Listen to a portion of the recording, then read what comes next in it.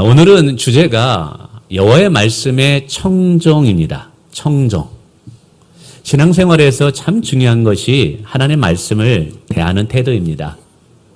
내가 말씀을 어떻게 대하느냐, 어떻게 듣느냐에 따라서 사실은 우리의 인생의 미래가 좌우되기도 해요. 그래서 성경은 반복적으로 우리에게 여호와의 말씀을 잘 청종하라고 이야기합니다. 청종한다는 것은 두 가지의 단어가 합쳐진 겁니다. 복합어입니다. 청은 듣는다는 것.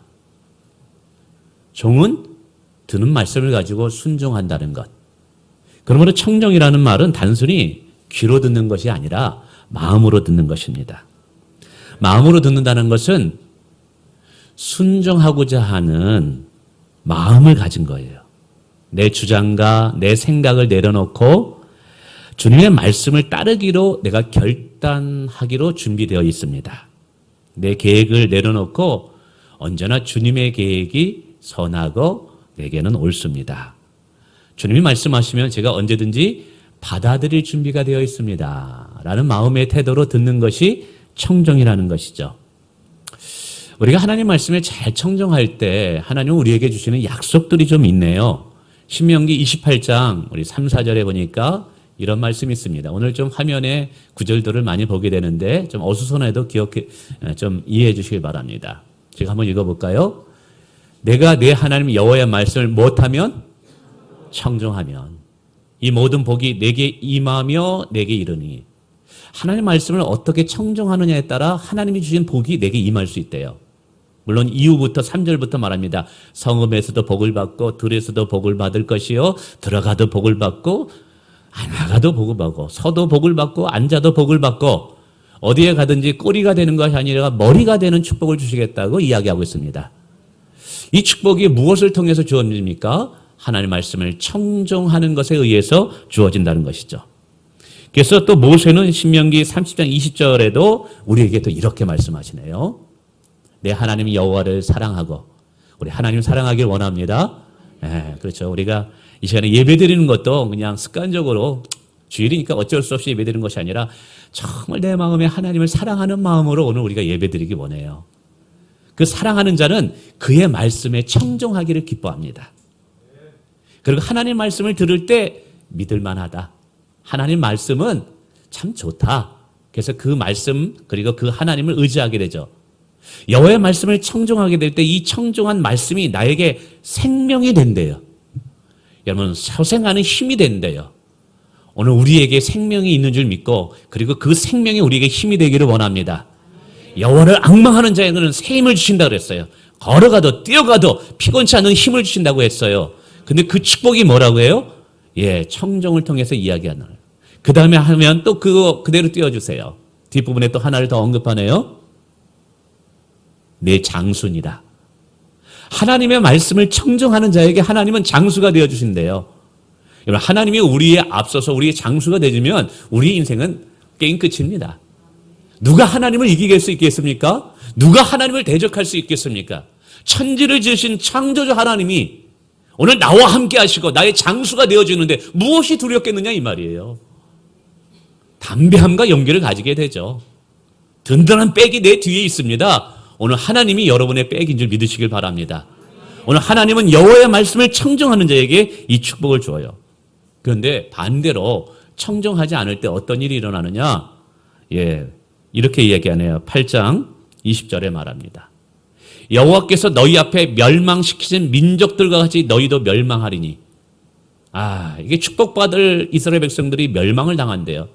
그 멸망당하는 이유가 뭐냐면 이는 because 원인을 이야기합니다. 왜 이들이 멸망을 당했을까요? 너희가 너희 하나님 여호와의 소리를 무엇하지 아니함이라? 청종하지 아니함이라. 하나님 말씀을 귀담아 듣지 않아요. 마음으로 듣지 않아요. 농담으로 여기는 거예요. 바로 이런 것 때문에 이스라엘 백성들이 하나님부터 멀어지고 신앙을 잃어버리고 복받아야 할 사람들이 불행한 인생이 된다는 것이죠. 참 이것을 보면서 주의 말씀을 어떻게 청종하느냐에 따라서 우리들의 미래가 달라질 수 있다는 것이죠.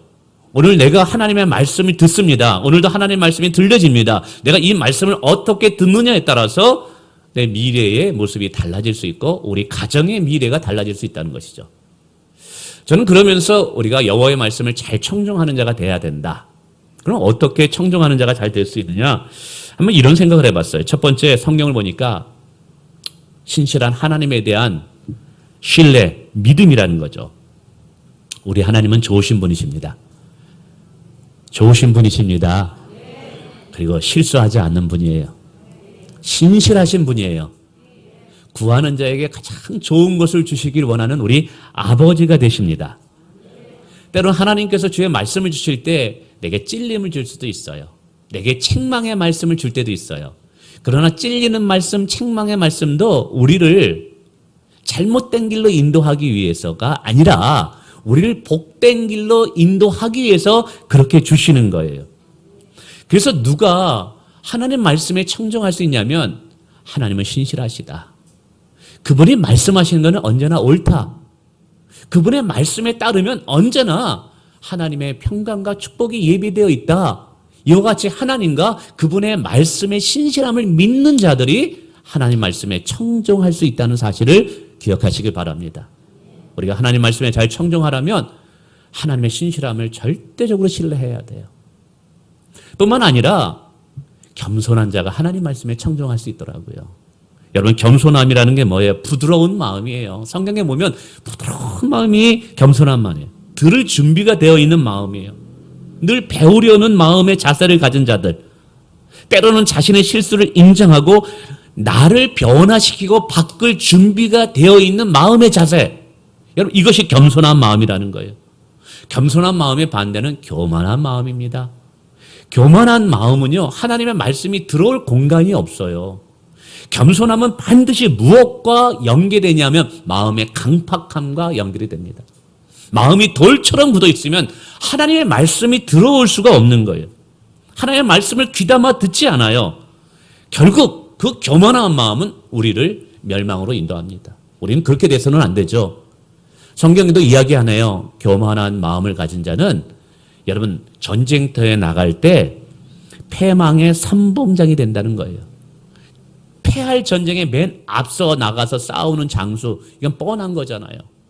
오늘 우리가 늘 여호와의 말씀을 잘 청정하려면 우리는 늘 겸손하고 부드러운 마음이 있어야 될 줄 믿습니다.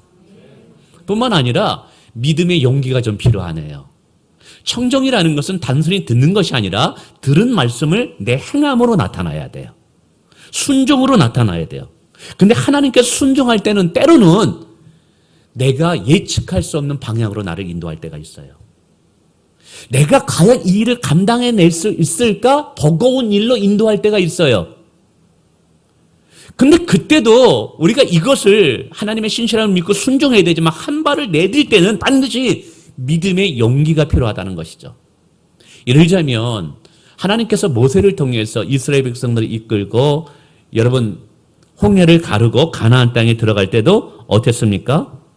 이때도 하나님께서는 이들에게 믿음의 용기를 요구하고 계셔요. 요단강을 건널 때는 또 어땠습니까?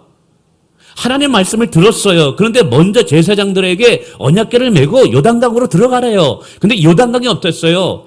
그때는 추수한 기간이라서 물이 완전히 넘실거려서 잘못하면 물살에 의해서 떠밀려 죽을 수 있는 상황입니다. 그런데도 불구하고 하나님께서는 그들의 믿음을 보시기 위해서 순종을 요구하고 있어요. 이때 제사장들은 믿음의 용기를 가지고 한 발을 내딛니다. 그 순간에 요단강이 갈라지기 시작했다는 것이죠. 여러분, 여리고성을 정복할 때도 어땠어요? 크고 견고한 성읍입니다. 그 안에는 장대한 족속들이 있었습니다. 인간적으로 보면 이길 수 없는 상황이죠. 그럼에도 불구하고 하나님께서는 이들에게 청정을 요구하십니다. 이때 여호수아는 믿음으로 나아가 승리하게 되죠. 그래서 정말 우리가 하나님의 말씀을 듣는 것에서 끝나는 것이 아니라 행함으로 이어지기 위해서, 즉 청종하는 신앙의 삶을 살기 위해서는 반드시 우리에게 믿음의 용기가 필요합니다. 믿음의 용기가 필요합니다. 분명한 것은 신앙생활에서 이렇게 청정은 너무너무 중요하다는 거예요. 하나님의 은혜의 축복을 받는 사람이 될 수도 있고 그 청정을 거절할 때 저주받는 인생이 되는 모습이 보여지는 것이죠. 그 청정의 결과에 따라서 인생의 후반부가 많이 달라지네요. 오늘 아마샤라는 왕이 등장합니다. 아마샤 왕은 요아스 왕의 아들로서 25살의 남유다의 왕으로 오르는 9번째 남유다의 왕입니다. 이 역대하 25장은 모두 아마샤 왕에 대한 소개입니다. 아마샤 왕을 쭉 살펴보면서 한마디로 어떻게 이 왕의 삶을 규정해 놓을까, 성도들에게 어떻게 묘사할까 하면서 제 안에 떠오르는 마음은 이거였습니다. 청종하는 삶과 청종하지 않는 삶의 결과를 보여주는 인생이다. 하나님께 청종하는 인생이 어떻게 될 수 있고 하나님의 말씀을 청종하지 않을 때 또한 어떤 인생의 결과를 맺을 수 있는가를 보여준다라는 것이죠. 우선 아마샤는 요아스 왕의 아들이었습니다. 우리가 예전에 한번 몇 주 전에 살펴봤죠. 요아스 왕은 사실은 처음에는 굉장히 경건하고 여호야다라는 제사장 밑에서 성장할 때는 하나님을 경외함으로 큰 축복을 받게 됩니다. 근데 이제 나중에 영적 멘토가 사라짐으로써 하나님 말씀을 잘 듣지 않고 세상 사람들의 말을 들어요. 하나님을 가까이 않는 자들의 말을 듣게 됩니다. 여러분, 오늘 우리가 참 누군가의 말을 어떻게 듣느냐는 신앙생활에 너무 중요합니다. 어떤 말을 듣느냐? 여러분, 좋은 말은 믿음으로 들으시고 안 좋은 말은 한 귀로 들고 한 귀로 흘려버리시길 축원을 드리겠습니다. 근데 꼭 믿음이 없어가지고 좋은 말은 의심하고 안 좋은 말에는 시험에 드는 분들이 계셔요. 여러분, 절대 이래서는 안 돼요. 안 좋은 말은 예수의 이름으로 마귀는 떠나갈지어다. 여러분 외치시고, 좋은 말은 아멘, 그대로 될 줄 믿습니다. 할렐루야. 이렇게 들어야 돼요. 예. 아멘. 근데 이게 이제 바뀌게 되냐 문제가 생기는 거예요. 어쨌든 이 요아스 왕이 하나님의 말씀에 듣지 않음으로 인해서 나중에 교만해져서 반역자들에 의해서 죽임을 당하게 돼요. 그리고 북쪽에 있는 여러 나라를 통해 침략을 받아서 이제 국고가 텅 비게 되죠. 왕권은 약해지게 되고 백성들은 힘들게 됩니다. 이런 상황 속에서 왕위에 올라가게 됩니다. 그러니까 어떻게 돼서 왕권이 흔들리는 거죠. 나라는 가난하게 되고 나라의 창고에는 돈이 없고 군사력은 다 이제 패배해가지고 약화되고, 이런 상황에 이제 왕권이 위태하게 출발하게 되죠.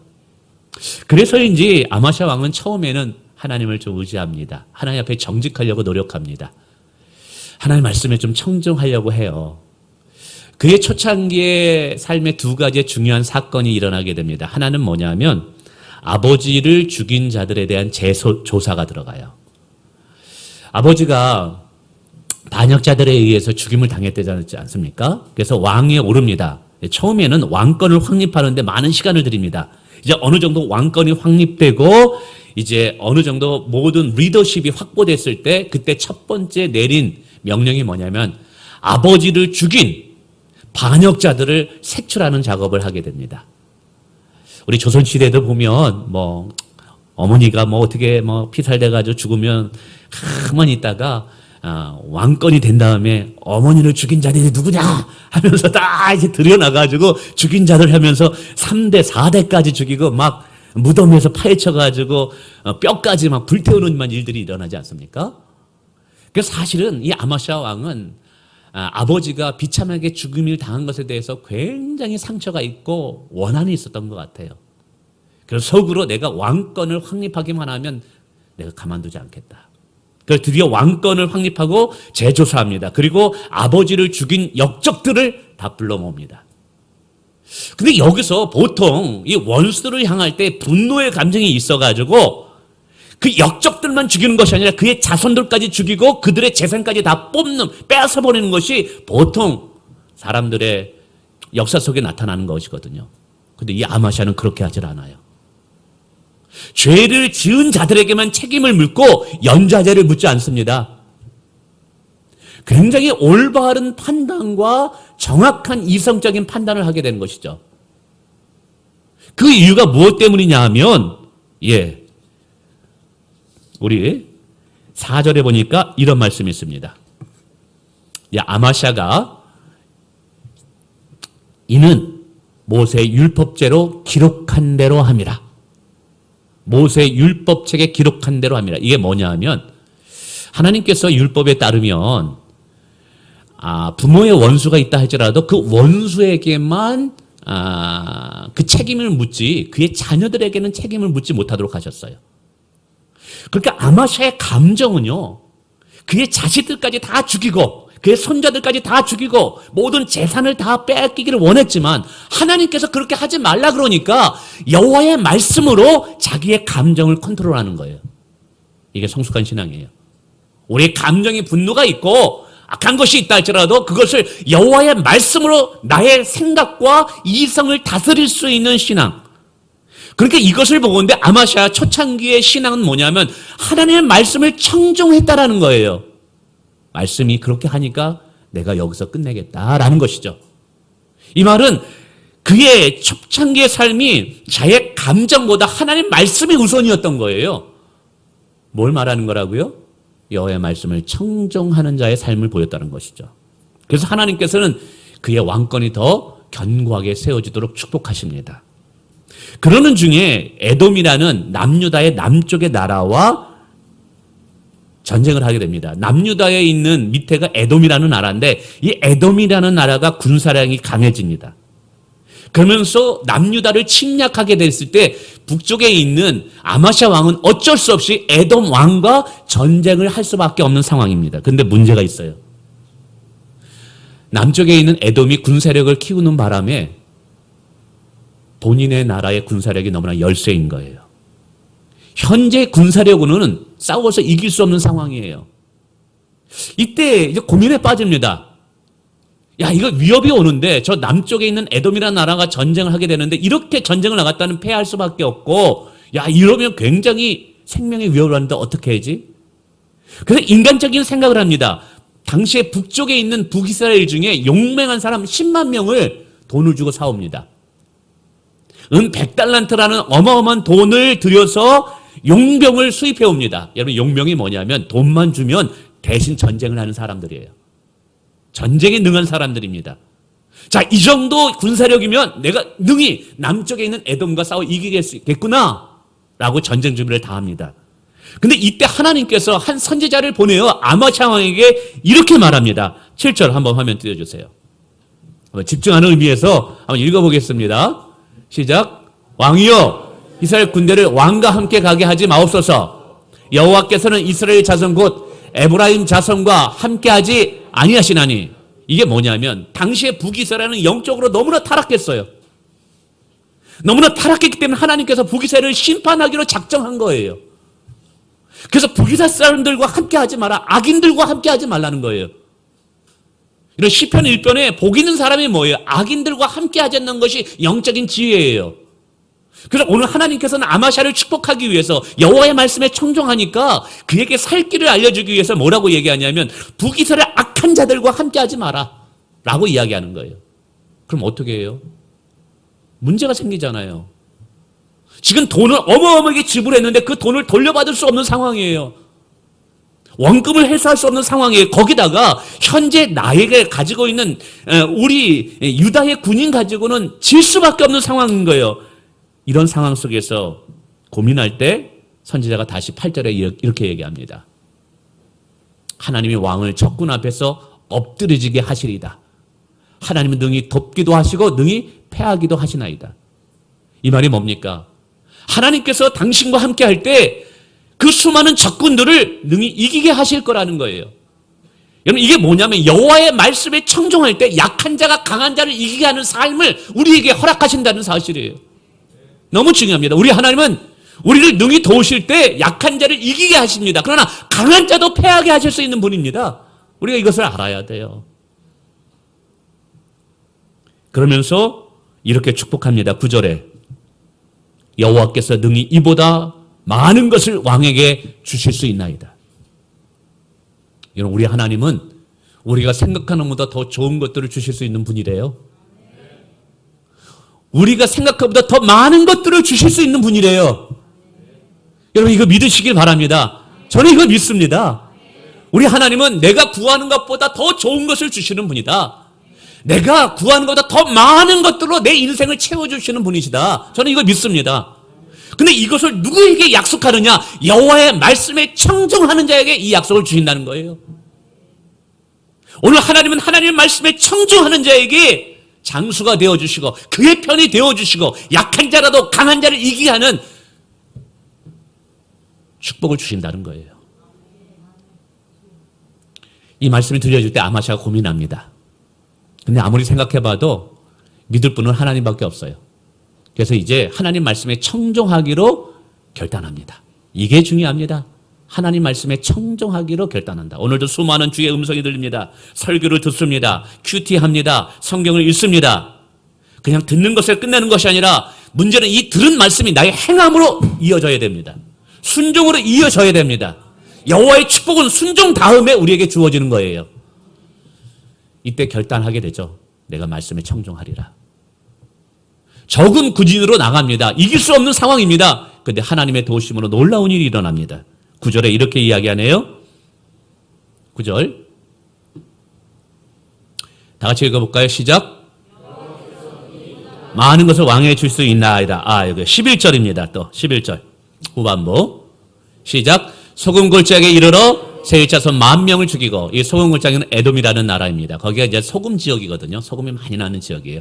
거기가 이제 사해 밑이라서 세일자손이 에돔 조선입니다.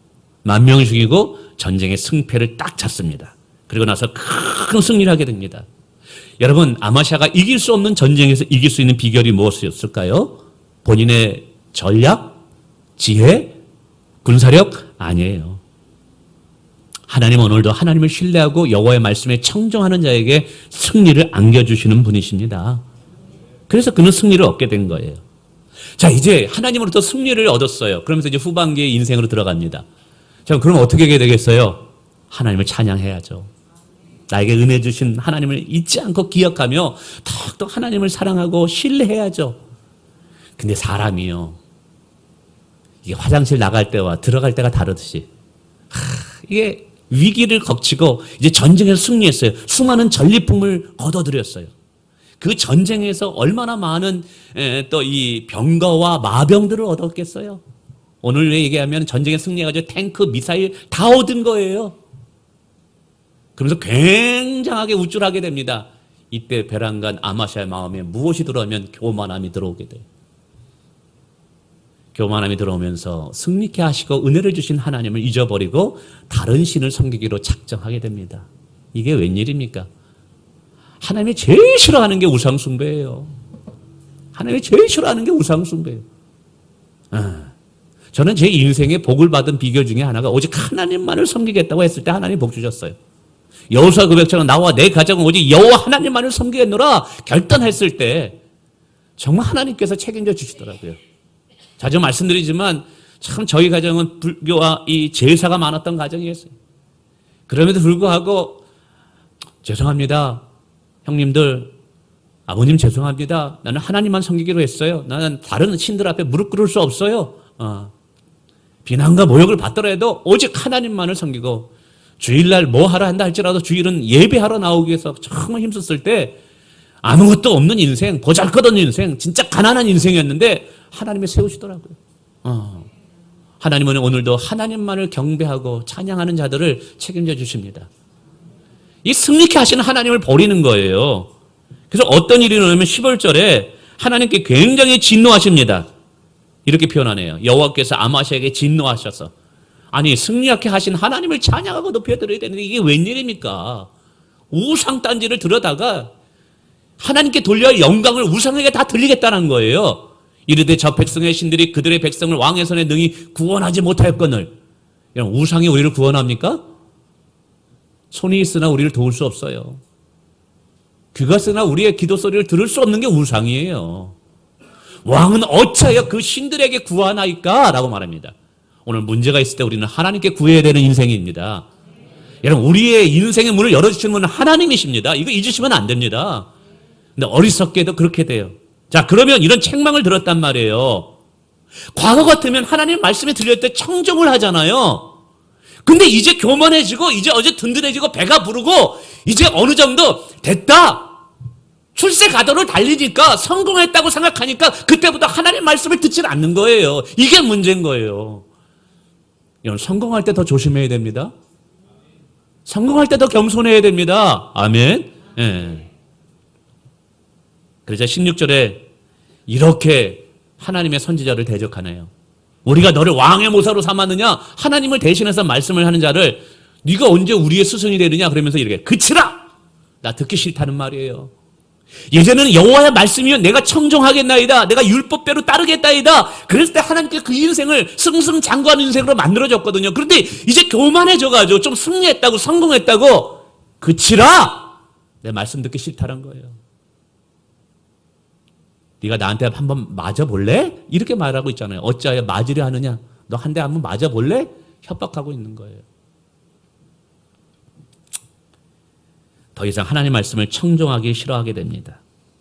이때부터 무슨 문제가 생기는 줄 아세요? 하나님의 축복이 거두어가게 됩니다. 여호와의 말씀을 청종할 때 은혜는 가까이 있습니다. 축복은 가까이 있습니다. 그런데 청종하기를 싫어할 때 하나님의 은혜의 손길이 떠나가게 됩니다. 자, 이제 군사력이 커지자 남쪽의 땅을 확보했어요. 그러면서 욕심이 생깁니다. 와, 내가 이 정도 전쟁에서 승리했으니까 어느 누가 나를 감당해내랴. 북쪽에 있는 북이스라엘 땅이 욕심이 나는 거예요.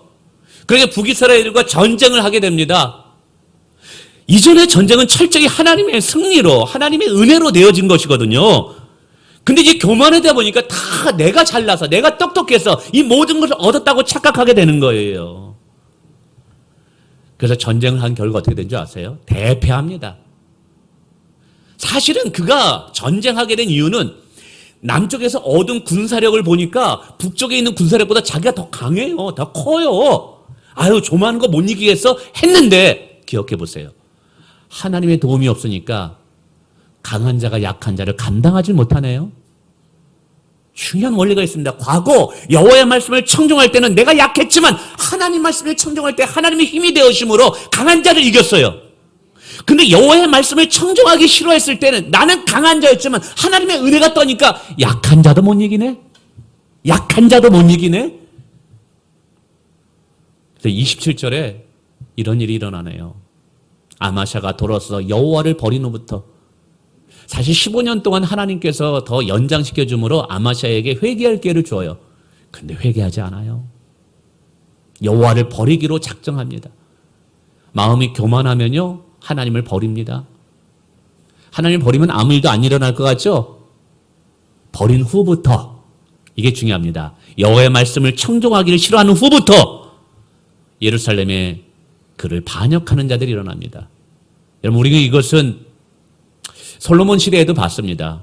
솔로몬이 나중에 여자의 꾀에 맺혀서 하나님을 버리는 수부터 여기저기서 솔로몬을 대적하는 자들이 막 일어납니다. 오늘 아마샤도 똑같은 거예요. 똑같은 거예요. 그 결과 어떻게 돼요? 무리가 반역하여 그를 죽였더라. 아마샤의 후반기에 그의 인생의 꼬리표처럼 떨어다니는 하나의 말씀이 있습니다. 우리 한번 그 두 가지 끼워주세요. 16절과 20절. 이게 중요합니다. 잘 보세요. 우리 같이 읽어볼까요? 시작. 경고를 듣지 아니하니. 20절. 아마샤가 듣지 아니하니. 뭐가 따라다녀요? 듣지 아니하니. 듣지 아니하니. 듣지 아니하니. 청종하지 않았다라는 거예요. 아마샤 인생에 대한 평가가 뭐예요? 듣지 아니하는 인생.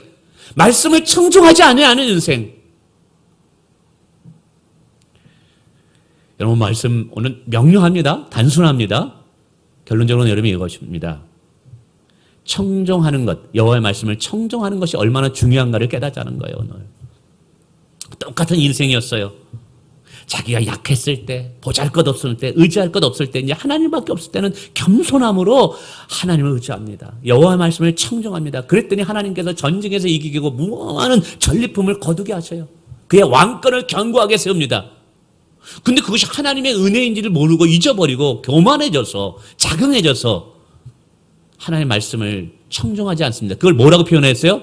듣지 아니하였으니. 듣지 아니하였으니. 이걸 계속 반복적으로 얘기하네요. 하나님의 말씀을 듣기 싫어하였으니.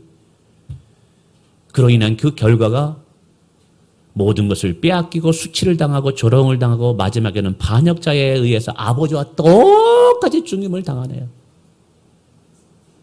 하나님 말씀을 청종하는 인생과 하나님의 말씀을 청종하기 싫어하는 인생의 결과를 오늘 성경이 우리에게 묘사하고 설명하는 이유가 무엇 때문일까요? 단순히 아마샤의 이야기를 오늘 한번 읽어보라고 이야기할까요? 아니에요. 성경은 오늘 우리에게 주신 말씀이에요. 성경은 2022년 오늘 살아있는 말씀이에요. 믿습니까? 오늘 이 말씀을 통해서 우리는 깨닫기를 원합니다. 오늘 내가 어떻게 여호와의 말씀을 반응하느냐, 청종하느냐, 불순종하느냐에 따라서 우리의 미래는 달라질 수 있다는 거예요. 저는 우리가 하나님 말씀을 청종하기를 원합니다. 늘 겸손한 마음으로 하나님 말씀을 우리가 듣기를 원합니다. 열린 마음으로 혹시 내가 책망을 받는다 할지라도 주님이 말씀하시면 내가 듣겠나이다. 주님의 말씀은 언제나 옳습니다. 주님의 말씀은 언제나 진리입니다. 내가 주님 앞에 순종하겠나이다. 오늘 그런 인생에 하나님은 약하지만 강한 자를 이기는 인생으로 만들어주는 거예요.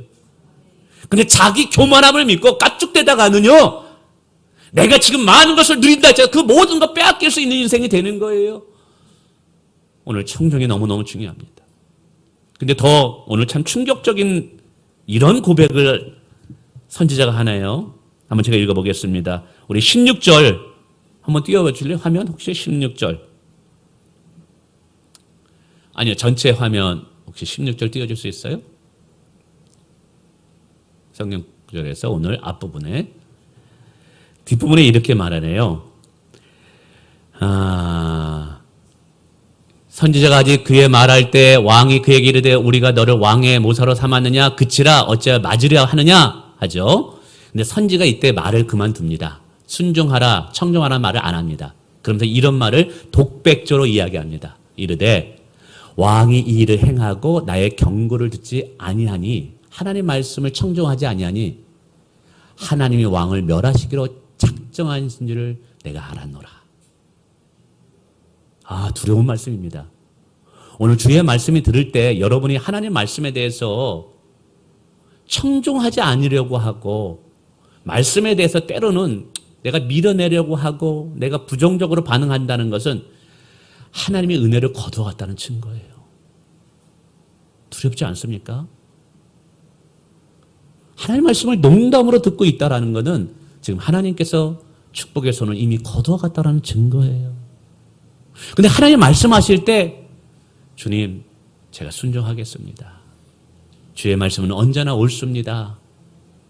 순종하는 마음, 겸손한 마음이 있다라는 것은 그가 실수했다 할지라도 부족했다 할지라도 지금 하나님의 축복이 그에게 머물고 있다는 증거예요. 오늘 여러분의 마음의 상태는 어떻습니까? 오늘 마음이 선포될 때 여러분의 마음의 상태는 어떻습니까? 마음을 받아들일 준비가 되어 있다면 이미 여러분은 하나님의 복을 받고 있는 사람인 줄 믿으시길 바랍니다.